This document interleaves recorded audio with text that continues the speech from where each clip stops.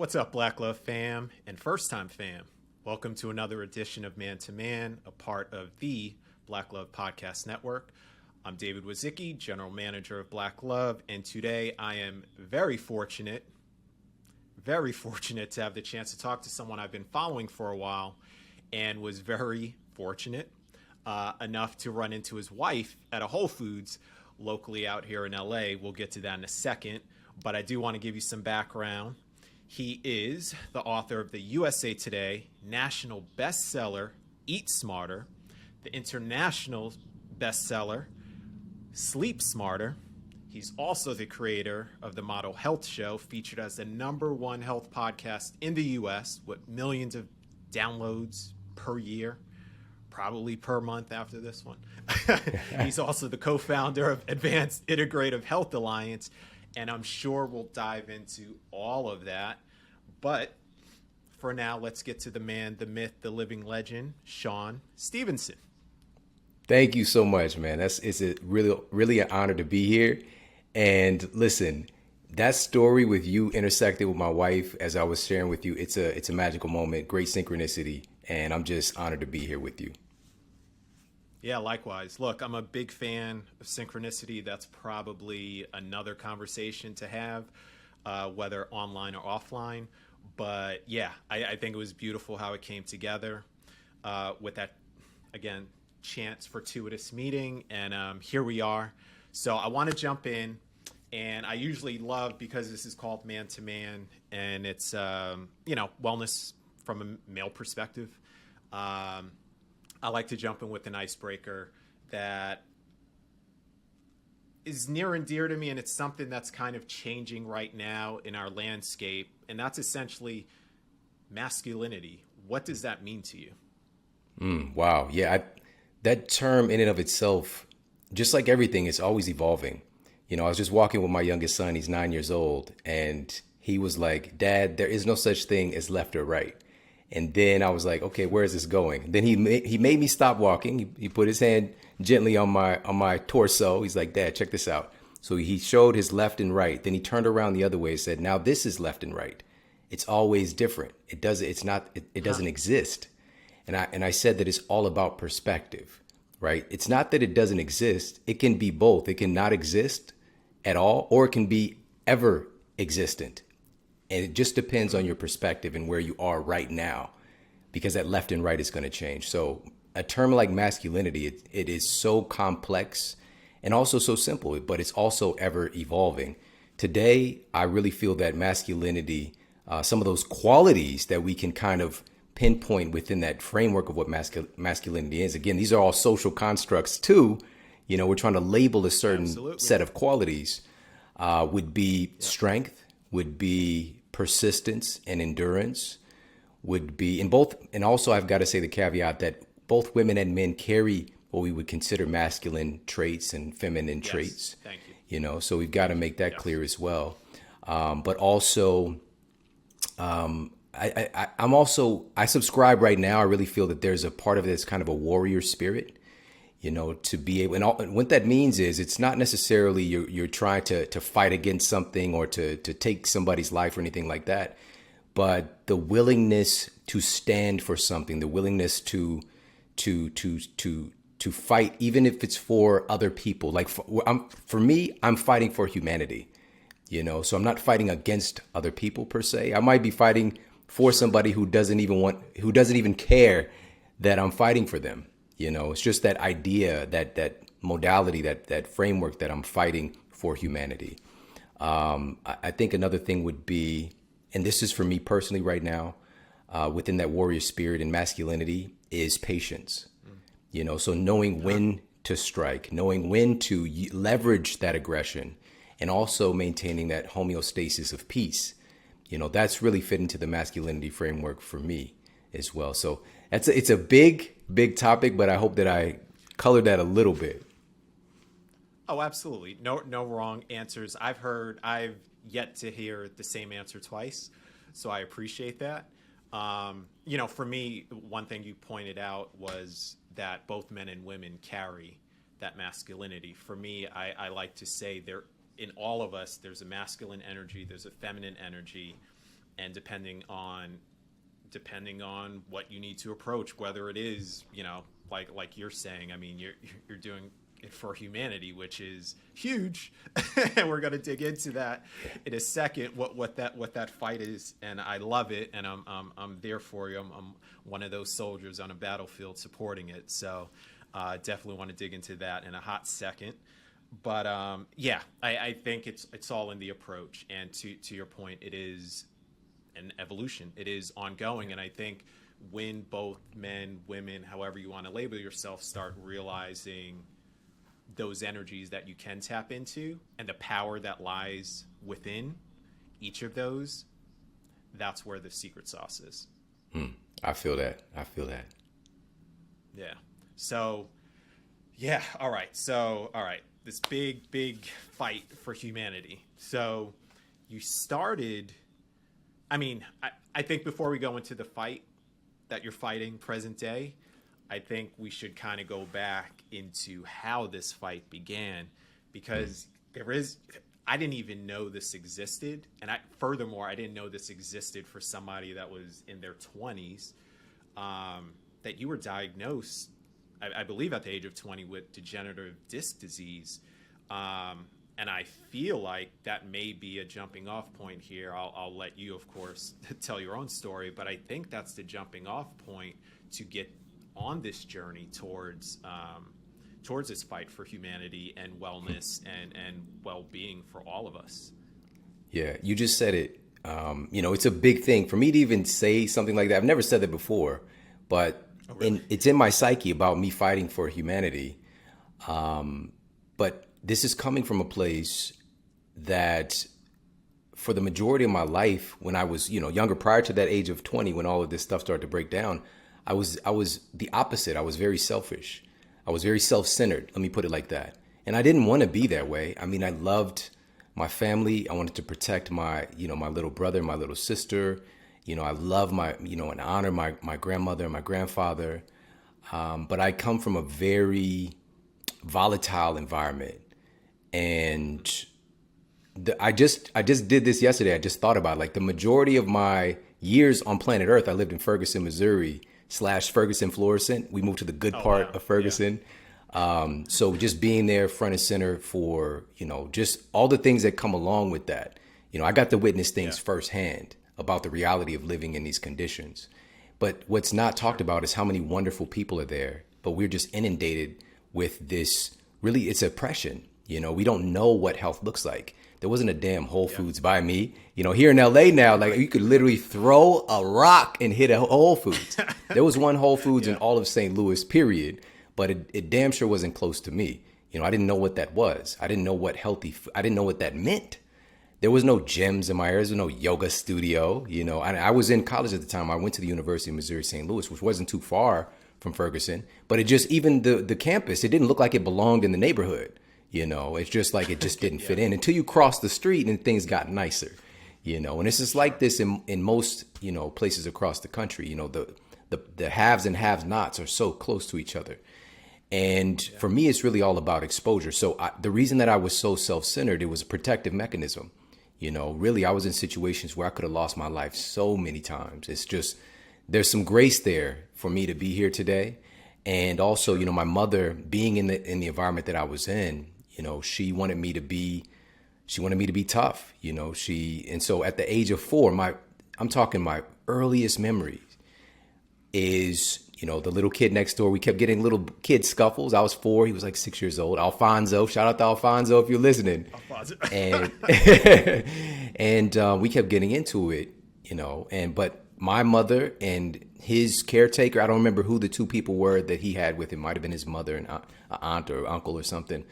But there were 2 other adults that were with, quote, his side, and they made us fight each other.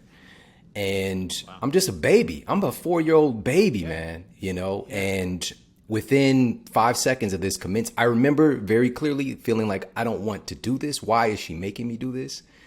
And within 5 seconds of that fight, he pushed me into the corner of a brick wall. I still have this huge scar on the back of my head to this day, split my head open. Damn. And that was my first introduction to violence, in a way outside that I'm participating in, because I saw the violence within my household.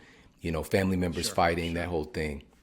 And so, long story long, getting to that place where now I'm taking that teaching. My mother, and the thing is, you would hear something like that, like that's a horrible mother. That's a horrible example of a parent. But in her own way, she was trying to prepare me for the world that can be very tough, especially in the environment that we're in. So, Sure. but from that, now I'm using violence as a tool, as an outlet, as a protective mechanism as well. So even though I've got a 3.8 GPA, I'm on student advisory, I'm a teenage health consultant, this special program. I was the first time this project called Inroads with St. Louis University was working with my high school for college credit for students. I was in the first year of students to ever be able to do that. I had all these things going for me, but I ended up getting into a fight and got kicked out my entire junior year of high school. And then you would think I'd get my act together. So I graduated in 3 years of high school, fortunately, go to college. I get kicked out of college for fighting. Who does that? Because that was my tool. I was always looking for a problem, and I was just very self-centered because I just saw these threats everywhere that I go, and you will find what you're looking for. Now, where this all transitions, and here's the cherry on top of the story. I went from being so self-centered to being so focused on others and service. Like even this morning, the first thing that I do when I wake up, and I'm aware that I'm aware, as I ask, how can I serve today? That's the first thing that I ask. Now, it's been my dominant question for the past 15 years. And it's because everything really from the surface, superficially, everything was taken from me. The one thing that I did have was my health. Let me be clear, not health, fitness. There's a difference. I was a very fit person, and I felt very capable. In high school, I ran a 4.5 40 when I was 15 years old, prior to me getting kicked out of school. And so like all my prospects of, collegiate athletes, right. While I was there, I was doing my thing.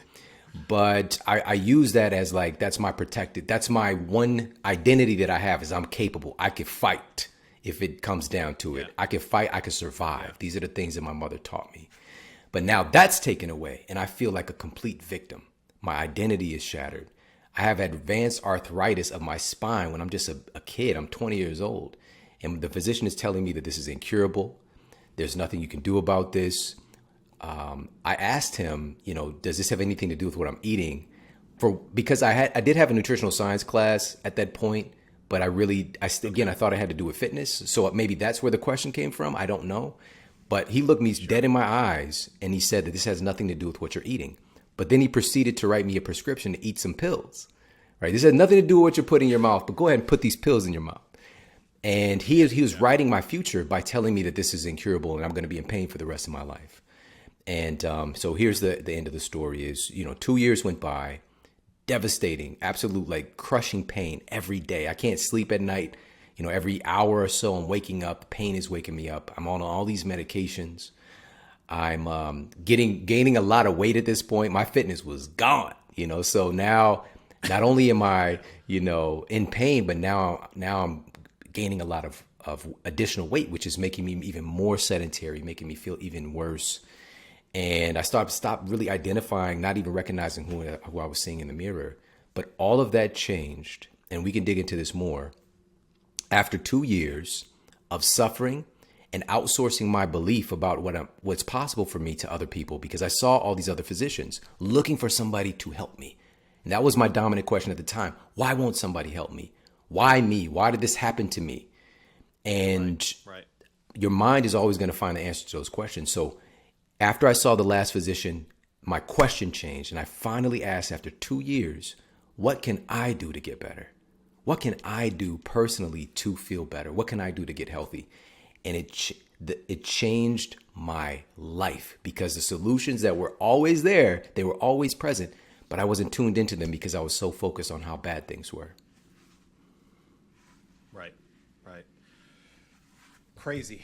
It's, I've heard this time and time again, especially more recently in the folks I like to follow, associate myself with, just kind of have that mindset, is taking this accountability, this self-accountability. And at first it may sound harsh because it's as if, if you're in this bad situation, it's all your fault. You did that. So that's why you're there. And Conversely, if you want to get out of it, it's your fault. You are there. So it is a hard pill to swallow. This is something I'm still trying to fully come to terms with, that everything that happens, it starts here. Like, it's me looking in the mirror in the morning. It's like, yeah, if you have those issues, it's your fault, you know? But conversely, it's, you know, what you're saying. And I think, now that you know, at that point, so you said, okay, let me look, how can I help me? How can I get better myself? So I'm sure this is where things began. From that point on, I mean, what did it take for you first to overcome that degenerative disc disease? Like, what did you start taking, or was there a person? Was there a book? Was there some, I don't know, just divine spark that was like, aha, this is it. This is the thing. How did that matriculate into I am healed? So as I mentioned, the human brain is so fascinating. It's a big part of my research, and I've got some of the most incredible neuroscientists in the world who are my friends and colleagues. And even on my latest book, Eat Smarter, probably the foremost neuroscientist in the world, Dr. Daniel Amen, who's got the greatest catalog of brain imaging scans, SPECT scans in the world. He did the front cover quote for the book. So when I'm saying this stuff, this isn't just hearsay. It's not because it sounds good. The human brain really is a servo mechanism in many ways. There's certain parts of the brain that are really driven by what you focus on. And so there's an instinctive reflex that the brain does. It's called instinctive elaboration. And when you pose a question to your brain, which you can be conscious or unconscious of this, that's the key. That question that you're asking, your brain is hardwired. We are designed to find the answer to that question. This is why, like, even with entertainment, this is how they get you. You know, you got to see what happens next. It's the open loop, because you're questioning, you're asking a question. What happened? What happened to Sheila? Where's this going? You know, how did Ghost, is he going to get out of jail? Whatever it is, you know. And so, but we can use the psychology for ourselves. We can, in essence, kind of take control of our own mind, our own thinking, where oftentimes we've outsourced it. And so when I'm asking why me, why did this happen to me, and why won't somebody help me, I'm looking in my environment to affirm and answer these questions, why my life is so bad. Because what I'm trying to point to, the fact of the solutions were there all along, which is within a week of me answering that question. Well, first of all, there's a new motivation. Now I'm going to the low-hanging fruit. I'm a big fan of low-hanging fruit. Like, for me, being an athlete, prior to all of this happening, I went to some of those things, which I couldn't really walk well. I was in so much pain, but I just went and did what I can. I went to the university gym, just got on the stationary bike, pedaling a little bit. It was hard. And I just did that for a few days. And I walked a little bit more for a few days. Then I started to walk a little bit more. So then I started to pick up a couple of weights. So I'm just doing what I can do, right? And that was happening. So I'm releasing endorphins. You know, my biochemistry is changing. But for whatever reason, there's somebody I've been quote talking to these past couple of years. Somebody that I knew from a previous college that I went to, the one I got kicked out of. She had went on and she became a chiropractor, and she just all seemed very weird to me, right? But I was hanging out with her a lot. But once I changed my question, now within a week of me asking, how can I get better? How can I get healthy? She takes me to Wild Oats, which has since been bought up by Whole Foods. And so there was a Whole Foods in St. Louis, one Whole Foods and one Wild Oats. And so we went to Wild Oats, and it was just like, I didn't know that this existed. There were books there that were detailing degenerative disc disease and some of the causative factors. I was like, I didn't know that there were reasons behind it. He told me that he literally said to me, my physician, this is something that just happens. And I'm sorry that it happened to you. And now today, being a research scientist, that's abandoning basic principles of physics. Nothing just happens. That's not how stuff works. Right. And so, but it's just like, you don't know. You could at least say, I don't know, but it's so definitive. And so anyways, so I start to research, and I'm in the university right now. So I have access to certain things. And so now I'm studying more. I'm really investigating. I'm able to do research because of some of the training that I was already given. But now it's invested into something. Before I was put in these different science classes because I had to, and it didn't connect. There wasn't a visceral connection. Now there's a passion here. I want to know how the cell works, all right, because I have a purpose. And so I start to give my body, and this is a big part of the healing process. If you don't provide your body with the raw materials that it needs to regenerate tissues, it can't do it. And the human body, what's so beautiful about us is we're incredibly resilient. We can do the most to our bodies, so much damage, so much, the consumption of all these crazy things that we eat today that I grew up eating, just inundated.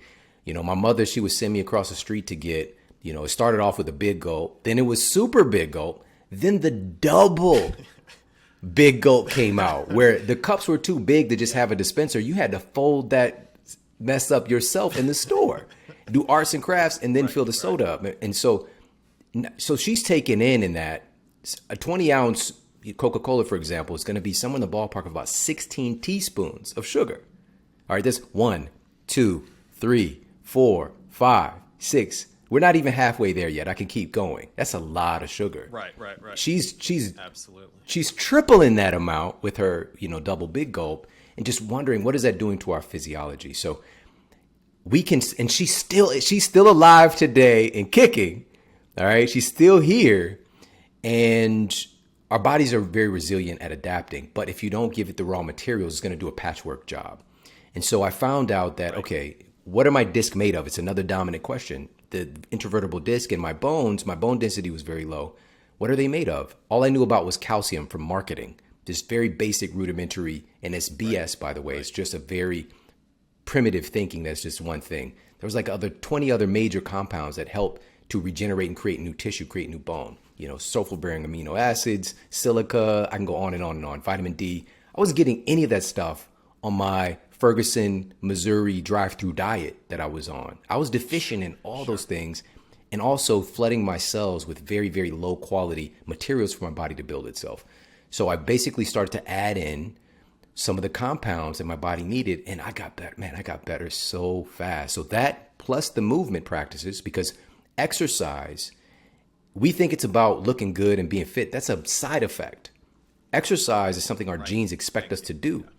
Our DNA expects us to move because exercise is very close to the word exorcise. They're very, very similar. And it's a big part of elimination and assimilation of nutrients. And so I'll just share this super quick. I'm going to make this study very, very brief, but I came across a study that was done on race horses. And horses, that's like a $1 billion industry, by the way. It's nuts. But if a horse breaks a bone, like you could lose tens of millions of dollars. So they did a study to see if they can increase the bone density of horses. And so they had the control group. They did nothing with the horses. Then they had a study group. They gave them supplements, that are said to improve bone density. And it did. But then there was another group of horses that they gave them the supplements and walked them. And they have an even more significant increase in bone density because of the assimilation. And the third thing really quickly was I wasn't getting well because I was not sleeping well. That was the biggest struggle in my life for those 2 years. Now, the things that I was doing during the day was helping me to sleep better at night. If you're not sleeping, you're not healing. And so my body transformed from it was 6 weeks from the moment I made that decision to get healthy. 6 weeks later, the pain I was terrified about every day of my life was gone. And I didn't get a scan of my spine done for about 9 months because I was still honestly dealing with fear around it because it was so traumatizing. Sure. But I completely regenerated the two disc in my, my two ruptured disc. They had retracted on their own. And now I could see the light shining through them because they were so degenerated before. Now the light was shining through them, and I had basically regenerated my spine. That was supposed to be impossible. And the physician was like, he's rubbing his chin. Whatever you're doing, keep doing it. And that's when I fired my physician and moved on to other things. Awesome. And amazing at the same time. I mean, again, to the point of resiliency in our bodies and to what we can do ourselves to sustain ourselves, especially in the world that we're in today and that we're living where, it's basically a prescription here, a pill there, 100 caveats of side effects, but that one thing that you need, we got it for you. So again, this is a reason why I'm so glad there's folks like you and specifically yourself going down this journey, taking this path, and you touched upon it. So, I would have thought you would have, with everything you just mentioned, Eat Smarter would have come first, but you ended with you don't heal if you don't sleep well. So that takes us to Sleep Smarter. I want to touch upon that book briefly, and then I really want to dig into Eat Smarter, because I think, again, right now, just in the way of things, it obviously both go hand in hand. It sounds like they both go hand in hand. I know in my personal own experience, I know it goes hand in hand. But let's touch upon Sleep Smarter, and then I want to jump into Eat Smarter. So Sleep Smarter. So like you said, you said, okay, well, I'm doing all the things, everything's great. What said, well, oh, it's sleep that's going to help me heal? Where did that come from? And where did the passion to say, I got to write a book about this and get it out to the community? This is such a great question. And I want to give a little bit of a preface to this, because something you said earlier was probably the most remarkable thing of this entire conversation, which is about personal responsibility. And right now it's a hot button issue because of the framing, because there tends to be, we tend to see things today, not us necessarily. Most people don't think like this, but what's presented to us are two very polarizing ideas. One is that the oppression in the environment is doing this to you and you're a victim. And the other one, at the other end of the spectrum, is everything is your 100% responsibility. It's your fault if you're not doing anything about it. These are two polar opposite things, seemingly, but the truth always lies somewhere in the middle. Generally, is going to be on a spectrum of those things. So, and I'm a perfect example of that. I'm so grateful for where I come from. To return to that is a nightmare. And this is why I do the work that I do, because I saw the oppression around me. I didn't know what was possible. I didn't have exposure to what health looked like. I didn't see healthy relationships. I didn't see healthy people. It just wasn't a part of my reality. And so having it where it's not a part of my exposure because of very purposeful, and I'll share this really quickly from Eat Smarter. And I know we're going to talk about this later, but just something really quickly. I went and investigated, where does the government subsidies go? Like, how does that affect our health as a community? And there was a really well done study, and this was published by the Journal of the American Medical Association, tracking down the money that's being spent by our government for these big food companies and subsidies. What happens when people are eating those foods that they're paying for, which are primarily cash crops? Corn, used largely for corn syrup and sweeteners, wheat, soy. So these are products that you might go to the grocery store. It looks like a lot of different things, but it's really made of the same stuff. And they tracked down and they found, and most of it is coming through processed foods, the vast majority, processed foods and fast food. Absolutely. And so they tracked down and found that it's particularly lower income communities, folks that are consuming the highest amount of government subsidized foods have almost a 40% greater incidence of being obese. All right. And that's just one issue. We're not talking about diabetes. We're not talking about Alzheimer's. We're not talking about heart disease. And our government is literally feeding the problem. And I'm not going to act like this isn't happening, because it's happening. There isn't money that's getting doled out to people who are, growing fruits and vegetables, who are evoking the power to create community gardens and community recreation centers and things of that nature. That money is going elsewhere because it's not important. Now, here's the thing. That's true. It is true that there's an oppression present, but I come from the oppression. I got out. I was able to do it. I was by myself, broken down in my 1-bedroom apartment, mattress on the floor, raggedy couch in Ferguson, Missouri, struggling. First in my family to graduate from college. And it took everything. It took a lot to graduate because I never saw before. But I had to take responsibility. I was trapped in the deepest offshooting or pushing away of my responsibility in those 2 years. Rock bottom. But here's the truth. At some point, this unlocks a superpower when you take 100% responsibility for your life. Not to say that bad things haven't happened or bad things haven't happened to you. You haven't had the opportunity. But every time you point the finger, you're giving your power away. And when you point it back to yourself and take responsibility, you're giving yourself power to change it. So that's what it's really about. That empowerment is taking responsibility, because things are going to happen, but it's about how you respond to that thing. So I just wanted to share that because it's so important, so powerful that you brought that topic up. And I appreciate you bringing that up. I literally have chills right now because a lot of your circumstances I can relate to, in terms of my upbringing, in terms of not knowing what you don't know, and especially you speaking to government subsidies. I mean, I grew up, I'm from New York originally. I grew up, we had bodegas on the corner. And my mom, who's now a type 2 diabetic as a result, go get the honey buns, go get the chips. This was my food. This wasn't just the snack. This was the food for lunch. Right. This was you know what I mean? I didn't go to school with a healthy breakfast. I didn't go to school with breakfast, and I'm not doing a woe is me, but it's just within communities like these that we grew up in, it's you don't know what you don't know. And again, it's trying to find ways of getting that knowledge. And, I hope everyone listening doesn't have to go through what you went through to have to wake up and start taking the knowledge that's out there. Now we have Google, and now we have all of this information. And thankfully we have books like yours, Sleep Smarter, Eat Smarter, that can help open our minds and give us, again, different views that we just haven't seen. I mean, for me, again, as you're saying this story, there were so many things that just pop up in my head in terms of my growth where, yeah, I had the same experiences. And now that I can look back and I can actually say, well, because of the way I ate now, and the way I moved or didn't move back then, and an environment is what caused me to feel a certain way, is what caused me. I had like a bout of depression for like a year and a half or two in my early 20s. And I'm a young man. I'm supposed to be out partying and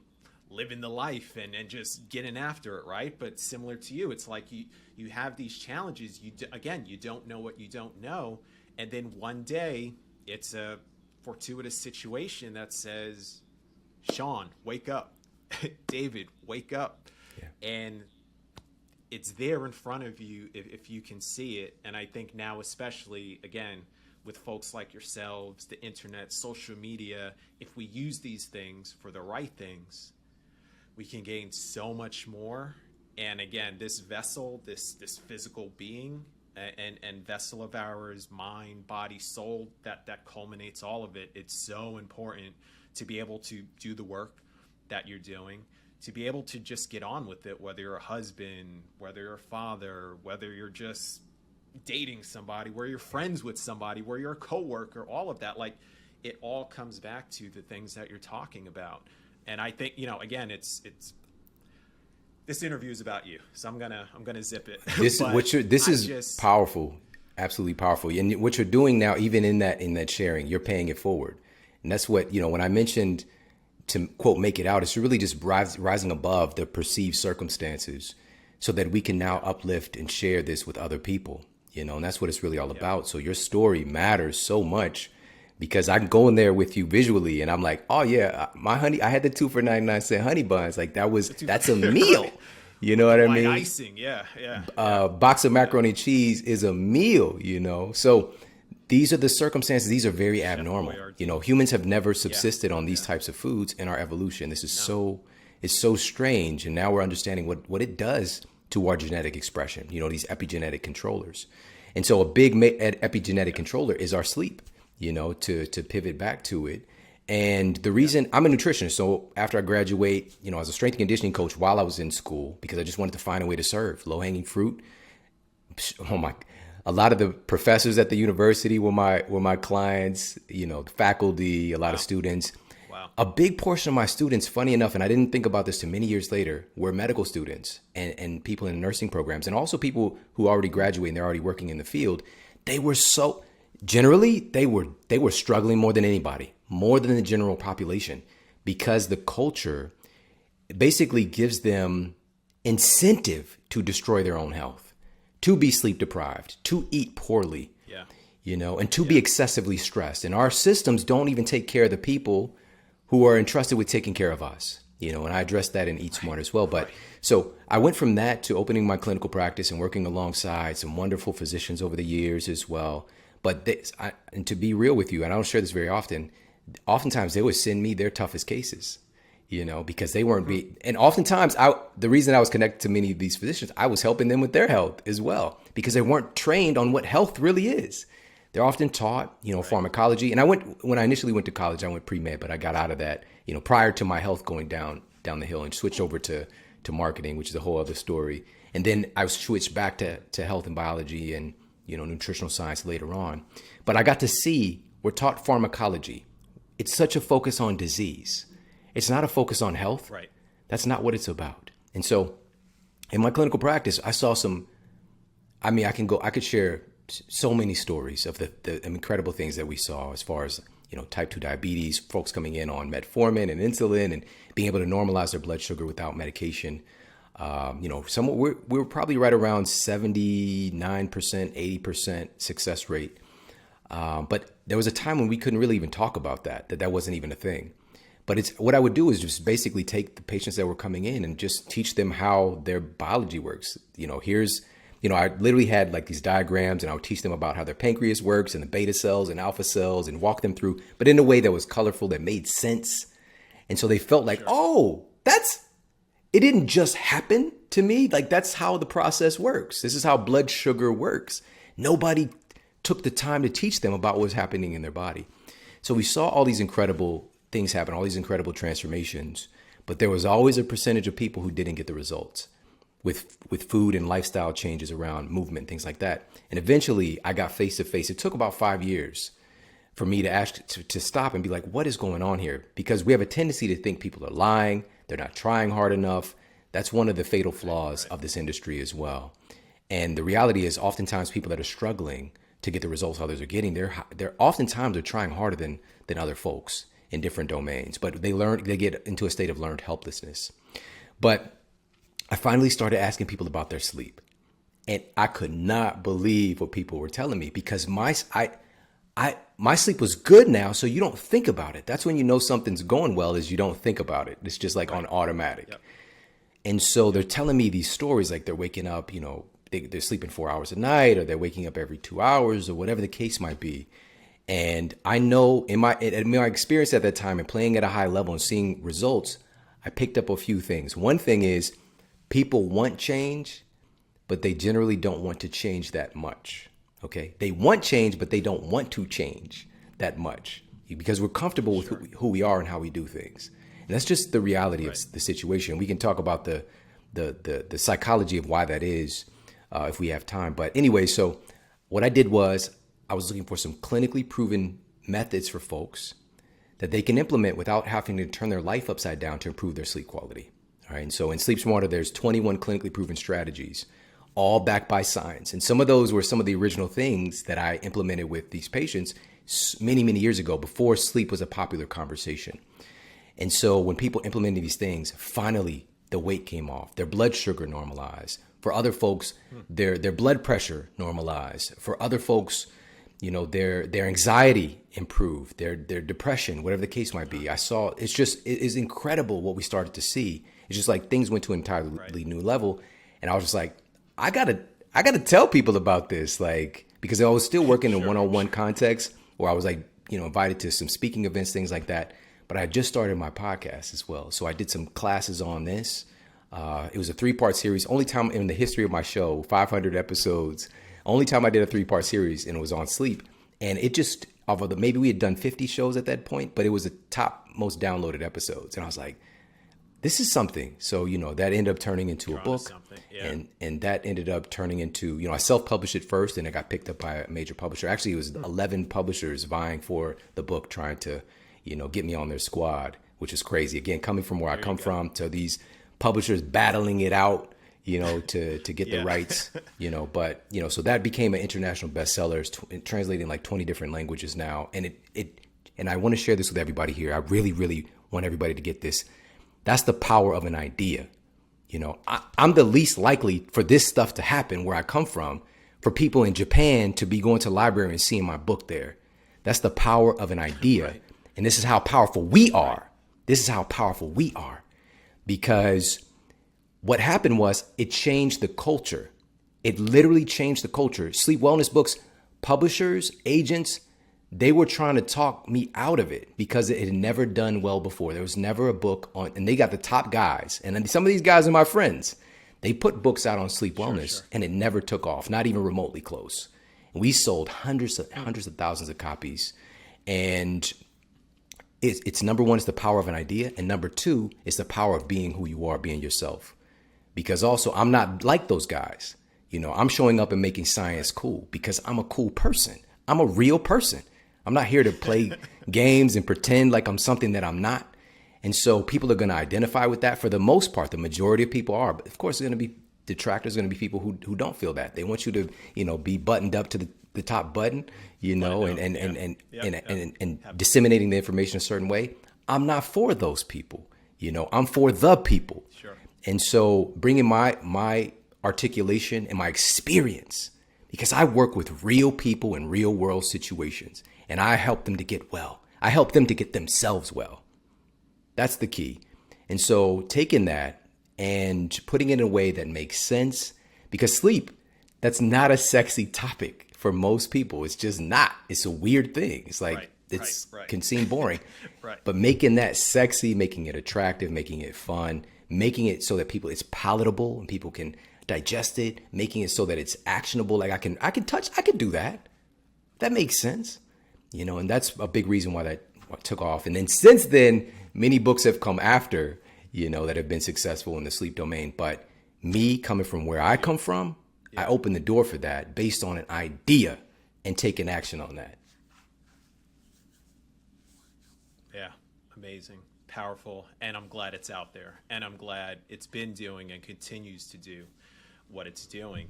And I hope now with Eat Smarter, it's much of the same because again, it's essentially a 1-2 punch.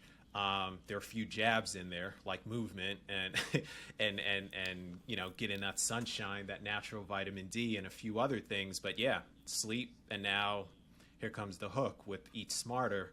Tell me a little bit, are there a few things you could just touch upon that you go through? Maybe some just quick tidbits, quick bites, no pun intended, of things that you can offer? Absolutely. So it's always going to boil down to empowerment and connection. Having that connective tissue. We are inundated with data. Like you got the internet at your fingertips. Yeah. You can find out the answer to anything, but it doesn't really translate necessarily to real knowledge and action, right? We've got all this data, but how can you get folks to actually put it into play and to utilize it? So what Eat Smarter is doing, and just a little note about it, when the book came out, it was the #1 new release of all books in the United States, fiction and nonfiction. But that was just for a short period because the books ended up selling out, which is not good. All right. It's not like a concert venue that's capacity. Good, but not good. Yeah.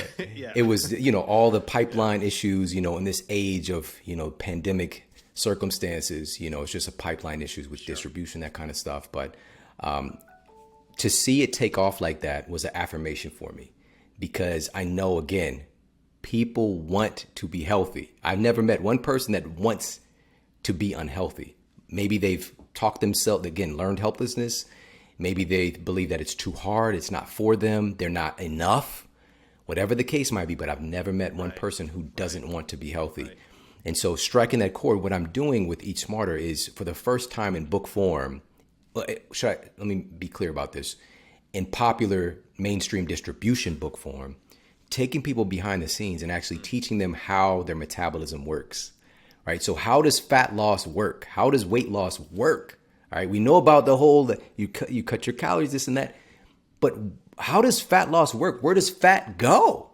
Where does it go when you, quote, lose it? Like, how does the whole. And so I'm demystifying the process and creating a level of empowerment. Now you understand it's not just this superficial thing, this ghost in the machine you're fighting against. And so we do that. But then also, what are some clinically proven foods, nutrients that aid in these different processes that have a lot to do with our hormone function, neurotransmitters, all those things. But what are the foods that are clinically proven to help to fortify and support those metabolic processes, right? And if we have time, we could hit a couple of those. But so that's number one. But food, this is also the problem, is that food keeps being designated to being, in our culture, when people think about diet nutrition, they think about weight for the most part. That's what it's culturally tied to. And that is one of the biggest mistakes, because food is so much more than that. Food is literally what you are made of. Every single cell of your body is made from the food that you eat. Every cell. And so your heart, I know some of the top cardiologists, the top immunologists, your immune cells that are so important today, especially it's kind of on top of mind for everybody. Your immune cells are made from food. So are your immune cells made from sustainable, real whole foods, or are they made from Funyuns?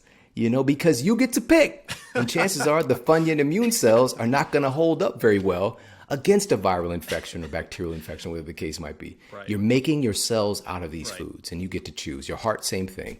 But again, our top cardiologists, you know, again, I could name drop some of my colleagues. When they go into their traditional education, they're taught maybe a couple of weeks total about nutrition. It's very superficial stuff. All right, basically more along the lines of like, if somebody has a rare B12 deficiency, prescribe this, or just, you know, recommend people watch their fat, right? Eat plenty of whole grains. Very superficial stuff. They're not educated on it. And you can see this out picturing with their own health, for example, that it's not working. And so taking that, so that's the other part is, let's round this out. Let's show people firsthand how nutrition and food controls and affects their metabolism, but also the other areas of their life. How does food affect your memory and your cognitive ability, your ability to stay focused in a very distracted world? How does food affect your emotional stability, your emotional intelligence, and your ability to connect with other people? And one of the most important parts of the book, and I'm so grateful to be able to talk to you about this right now, what took the most energy for me to write, because I wrote this book with this purpose, to shed light on our conditions for the majority of our citizens, the environment that we're living in, and how food is affecting our disposition towards violence. And all the clinical evidence, it's mind-blowing. When you see this stuff stacked out in the book and the different studies, like you can literally see firsthand in ward studies how nutrient deficiencies increase your proclivity towards violent offenses, right? And all the debate that's going on, and so things are so volatile. We are not well. It's very difficult. It's not impossible. Let me be clear. It's just harder to have patience and to be compassionate, to perspective take when we are physiologically unhealthy. When our biological needs are not met and we're disrupted and we're sick, it's just harder to do those things. It's not that we can't. It just makes it harder.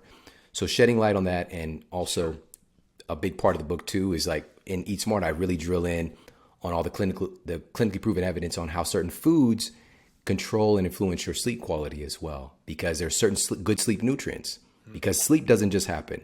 It's all built on these certain hormones and neurotransmitters that are built from food. And so all of that is packed into that powerful book.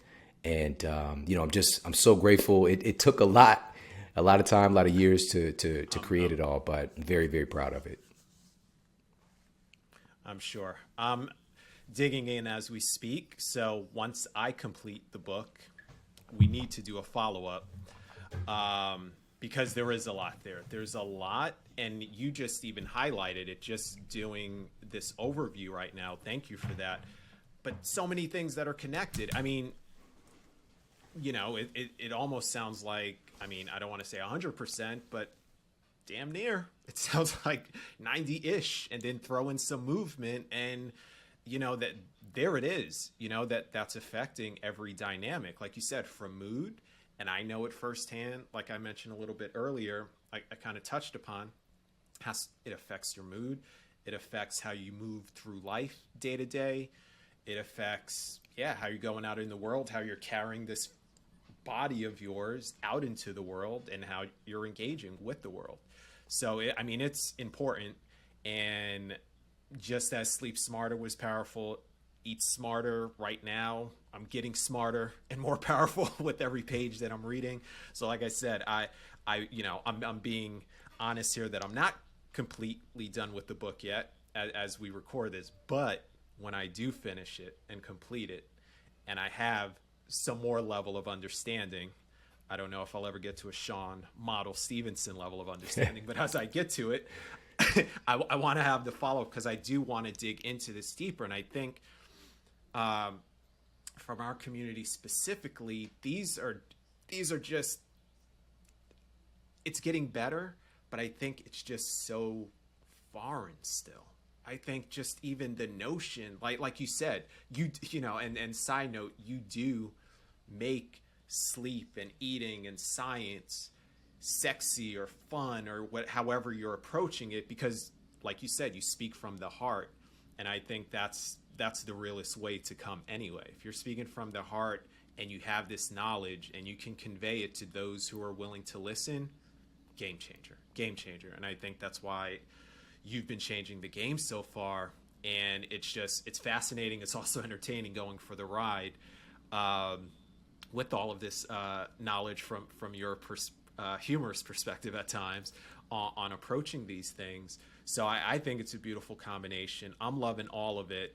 I just want to ask before we get to the point of wrapping, and I don't want to wrap, so we will have to, I'm going to commit you to do a follow-up with me. I do want to ask, just awesome. I appreciate that, Shawn. Just on your personal routines, if you want to share one, if you want to share all, no wrong answers, just like at the top of this with masculinity. But are there any go-to routines that you do on a daily basis? You mentioned one, waking up and asking, how can you be of service, which I think is beautiful, and I want to adapt that into my own.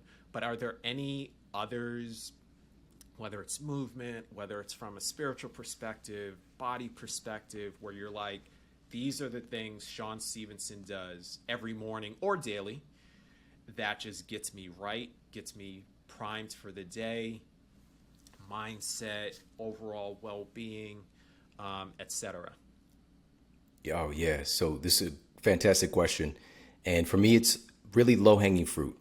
So since we're giving like a little bit of insight, I would want things that are easy on-ramp for people, the easy on-ramp things that I do for myself that have just become automated, that are very simple, but also very powerful. Because as I mentioned, you know, the most powerful part of the book for me personally in writing was to shed light on the conditions that many of us are existing in, where we're inundated with poor food, where we're lacking access. And there are many forces that are actually deterrents for health and creating sickness in many ways, but also providing solutions. Like, here are 5 things that we can actually do to change these conditions for ourselves personally, taking personal responsibility, and also how we could change our community. But it really always still boils down to what are the simple principles that we could adhere to.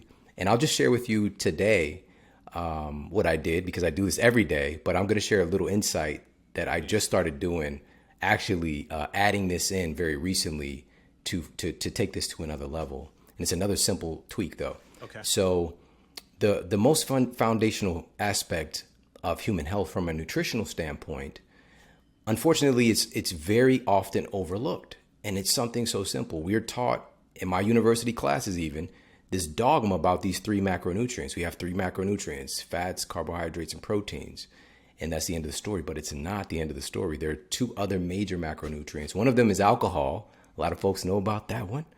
And I also talk about that in depth, like how does that work? How does that influence fat loss in the book? But all the other macronutrient, which is the most powerful, is water. And oftentimes it's overlooked because it's considered to be a non-caloric or non-energy contributing macronutrient. But that's looking at nutrition through the lens of caloric tunnel vision, not understanding that water makes everything work better. The majority of your body is water. People just like, we really got to get this. It's so simple. And a recent study, this was published in the journal Medicine and Science and Sports and Exercise, found that just a 2% drop in your baseline hydration rate can lead to significant cognitive impairment, right? So reduction in executive function, so the prefrontal cortex. You know, also the volume of your brain can shrink substantially when you're dehydrated. Literally, like you lose that the size of your brain, and it's not a joke. But also, you can rehydrate your brain relatively quickly because the blood-brain barrier allows water in droves into the brain. But it has to be the right type of water, which is a whole other conversation. So the first thing that I do to start my day, and I want if people can maybe pull this into their life, this is a powerful, very simple health principle. The first thing I do, you might go to the bathroom, whatever, but I take what I call an inner bath. And during the night, your body is doing trillions upon trillions of metabolic processes. And there's a lot of metabolic waste. And so this is why urine tends to be more concentrated in the morning as well, is the waste products. You've got to help to literally, quote, flush out, give your body the water medium to do and run these processes to clear out metabolic waste. We take an outer shower, but the inside is far more important because beauty is even from the inside out. And so I take an inner bath, and what that looks like is somewhere around 20 to sometimes 30 ounces of water, but somewhere generally around 20 to maybe 25 ounces of water to start the day. My wife, she does maybe 12 ounces with lemon. She's found that she's not vibing getting up and drinking, room temperature or cold water. She's drinking hot water with lemon. All right. And that's her vibe. That's what she does. But she does take her version of her inner bath. And so the other part of this is something called water-induced thermogenesis. All right. Water-induced thermogenesis. So one of the studies that I outlined in Eat Smarter, they had test subjects to just drink 17 ounces of water within a couple of minutes. And they found that by drinking 17 ounces of water in the study, increased their metabolic rate by 10, 20, upwards of even 30%. So that means they actually ended up burning 30 calories from drinking 17 ounces of water. And this is something, if we do this a few times a day, it's a calorie-free energetic input that makes your body burn calories. And it's not because of heating the water up or anything strange like that. It's because it makes everything work better. All right. All your hormones and neurotransmitters that responsible for losing weight, quote, burning fat, it's all happening in a water medium. So you get that benefit as well. Last thing, the thing that I've added in recently is the inclusion of electrolytes. I've been adding different versions of really high quality salts over the years, but now specifically getting the sodium, potassium, magnesium going the first part of the day. Oftentimes with my morning water I've been doing, and I'll share this really, really quickly. Researchers at McGill University found that they detailed sodium as being a, quote, on-off switch for specific neurotransmitters in the body that improve cognitive function and also protect your brain from degenerative diseases.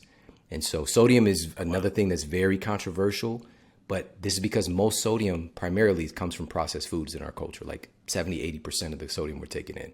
So electrolytes, our body's running on electrical currency, and so these electrolytes help with signal transduction so your cells can talk to each other better. But it has to come from a good source. We get into all that stuff as well. But these are foundational principles for what the human body is made of. Water, minerals, electrolytes are specific minerals. The right types of fats to help fortify the health of your brain. Proteins to make up your hormones and neurotransmitters are literally made from protein, your tissues. And the list goes on and on. We detail all of these different factors for sure in the book. Amazing. I can keep going. I'm fascinated by this, and I hope everybody listening is taking this in. If you come away with nothing, come away with this. These things are so easy when you're aware. And again, this conversation, I'm hoping, has made those listening aware, and those who hopefully have become aware can share this with people they care about to make them aware also, because again, you're mentioning these simple things when it's really broken down, as you put it, it's very simple, but it's so powerful, it's so effective, and it's just these little adjustments. Water and some salt. Well, not just any salt. What in terms of salt? Let me ask this quickly. What kind of sea salt would you suggest? Himalayan sea salt? What would you suggest if someone were to add salt to their water? So would you salt. Suggest that? Yeah, salt is a very again, it's one of those words that comes with a lot of nuance. Very much we started with masculinity. It can mean a lot of different things. Right. In our culture, when we think of salt, we think of sodium chloride, right? So that's sodium salt. And so that's actually 40% sodium and 60% chloride. But there's also there's magnesium salts, there's potassium salt, like magnesium sulfate, or Epsom salts for bath. That's magnesium salt. There's Right. many different types of salt. So it comes in many forms. And throughout human evolution, and really even, animals as well. Have you ever seen those goats that like climb up on the side of like a dam or like a mountain, and they're like sideways, they're literally risking their life. What they're trying to get access to is salt and minerals, right? Because there's something in their biology just knows like this is important for the development of, fill in the blank. So Sure. in nature, all of us, like, we're really vying for and looking for adequate sources of sodium because it's needed to run so many processes. So I want to use that caveat. And then here, so where are we getting these compounds? Well, you're actually going to get a significant amount of electrolytes, including sodium, from real whole foods. Like, certain vegetables and fruits are abundant in bioavailable sodium. But there are more concentrated versions of that in salts, which there are salts that come from salt mines. There are kind of more water-derived aspects, where water was interacting with and creating, like, even if we think about ocean water, for example, right? It's very salty water. Right. So it's just like understanding there's certain things that happen, with the ecology of the planet that give off these certain salts. So for us to just say automatically that this is bad for us and not acknowledge what our ancestors have been doing for thousands upon thousands of years is very ignorant. But the data, and I'll actually go and I share the meta-analysis. So not just like my opinion or a short-sighted thing, but what does the majority of data show? And the majority of data shows that the whole high sodium and salt being the causative factor behind hypertension, blood pressure, heart disease, it's just not accurate. It's just not accurate. And you can look at the numbers and see it yourself. Just because we lower our sodium, but let me be clear, salt can influence your blood pressure. It can push your blood pressure up as well. But one of the studies that I shared in Eat Smarter detailed how having sodium too low can also significantly elevate blood pressure as a rebound response because your body's increase in stress hormones, insulin resistance can take place as well if you're too low in sodium. Thyroid function can become abnormal. The list goes on and on and on. We have to keep this in a proper perspective. So from real food, you're going to get sodium, salt. So this is going to be higher quality salts, not the girl with the umbrella, that Morton salt. Right. That's not high quality salt. Yeah. That's not good salt. And there's a lot of, binders and fillers and, chemical processing, to make it certain consistency and certain level of, quote, purity and prettiness to it. But salt has character, so this could be, there's Celtic salt, there's Himalayan rock salt. Yes, there's real, quote, real salt here. That's mines in Utah and things like that. There's black Hawaiian salt. Every culture, and working at a university, I got to meet and work with people from all over the world. They've got certain things in their bag that everybody just does, historically based on because I was inquiring about their ancestors. Like what is your grandmother doing? Your great grandmother doing? Yeah. So salt is another one of those things.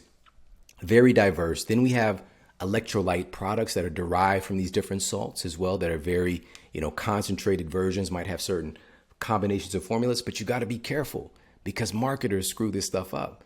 It went from like Gatorade being something for these athletes, which was tremendously high in sodium, the original formula, if you ever get a chance to check out the original formula, and the amount of sugar was minuscule compared to what it came to be. Yeah. It got flipped. Right. Where the sodium went down, the salts went down, and the sugar just skyrocketed. And so we got to be careful about the sugar, the additives, the binders, fillers, chemical, abnormal processing, pesticides, herbicides, all this stuff that can turn something that's supposed to be healthy into something detrimental. Well, I guess all roads lead to get that book, Eat Smarter. I am with it. Like I said, I am reading as we speak, and I can't wait to do a follow-up around it. I am, again, always in awe, always appreciative of what you bring and when you bring facts behind the commentary. So you always figure out how to sneak that in. So I'm always appreciative of you in that, in your work, on the gram, on your .com. So I'll wrap it here to respect and be respectful of your time and there it is. We'll do it. We'll do a part 2. Tune in soon. For So sure. there's the open loop. For sure. There's Can't the wait. open loop for the audience.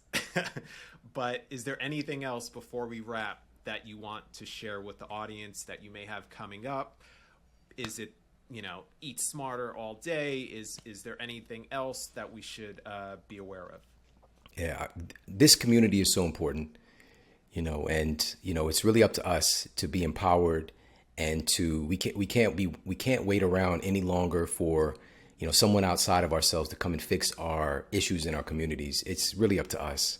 Nobody cares like we do.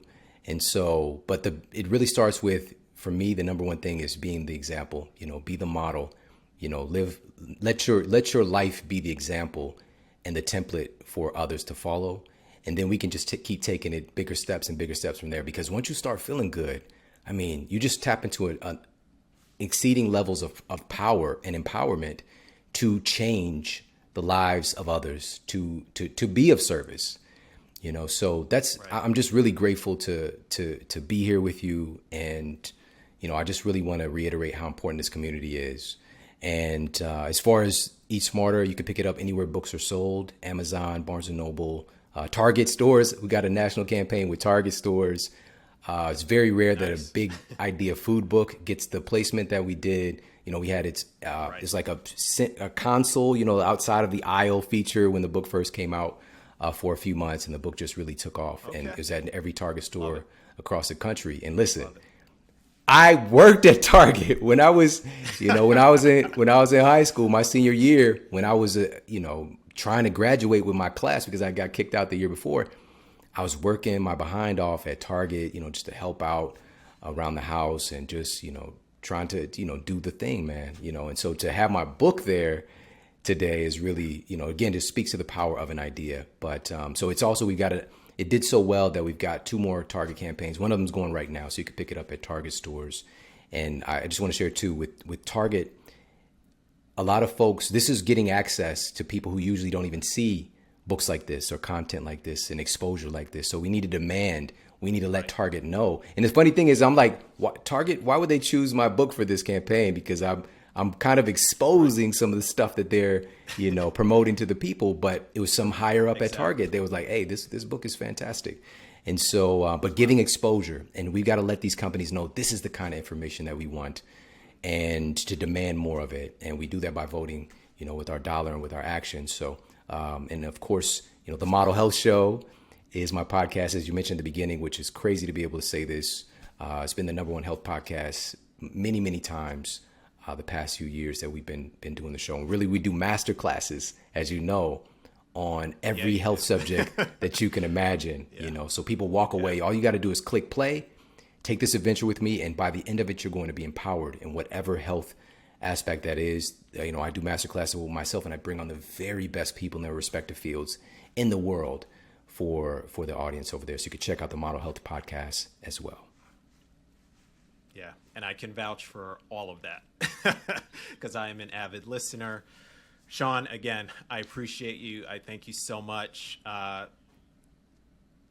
Black Love fam, new fam that has joined, make sure follow this man on Instagram to get the latest and greatest at Shawn Model. Like you said, pick up Eat Smarter. Go check out Sleep Smarter, because if you're not part of this international movement, well, time to wake up before you go back to sleep on it. And make sure you go listen to his podcast, Model Health Show, modelhealthshow.com. And share, like I said at the top of this, and this is beyond selfless promotion. I think there were so many nuggets here for the community that's so important. Share it with someone you love. Share it with another king. Share it with your queen. Share it with all the fam, the friends, because especially right now more than ever, health is truly wealth. It is truly that biggest currency for us right now. So treat it as such. Go out there, support Shawn. Shawn, I thank you again. And until we do this thing next time, thank you, Shawn. Thank you, Black Love fam. Thank you, new fam. And I will wrap it up. Peace, love, and soul. Thanks again.